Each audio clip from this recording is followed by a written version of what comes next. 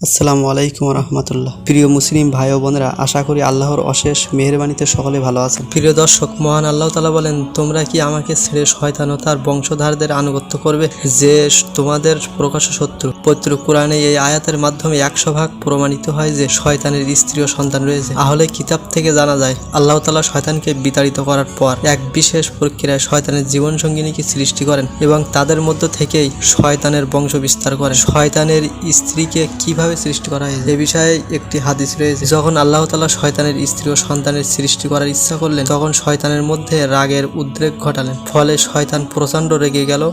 তখন রাগের অতিশয্যে তার মুখ দিয়ে আগুনের স্ফুলিঙ্গ বের হয়ে আসে। সেই আগুনের স্ফুলিঙ্গ থেকে তার স্ত্রী তুরতুবাকে সৃষ্টি করা হয়। প্রিয় দর্শক, আহলে কিতাব থেকে জানা যায়, মানব জাতি থেকেও কয়েক গুণ দ্রুত শয়তান তার বংশ বিস্তার করে চলেছে। প্রশ্ন আসতে পারে, কিভাবে শয়তান তার বংশ বৃদ্ধি করে। এ বিষয়ে আরেকটি হাদিস রয়েছে, যেখানে বর্ণনা রয়েছে কিছু শয়তান আছে যাদেরকে মানুষের মতোই জোড়ায় জোড়ায় সৃষ্টি করা হয়েছে। তাদের মধ্যে স্বামী এবং স্ত্রী রয়েছে, আর এই স্বামী এবং স্ত্রী থেকে সন্তান জন্ম হয়। আরেক ধরনের শয়তান আল্লাহ পাক সৃষ্টি করেছেন, যাদের একটি শরীরের মধ্যে অর্ধেক অংশ নারী, বাকি অর্ধেক পুরুষ।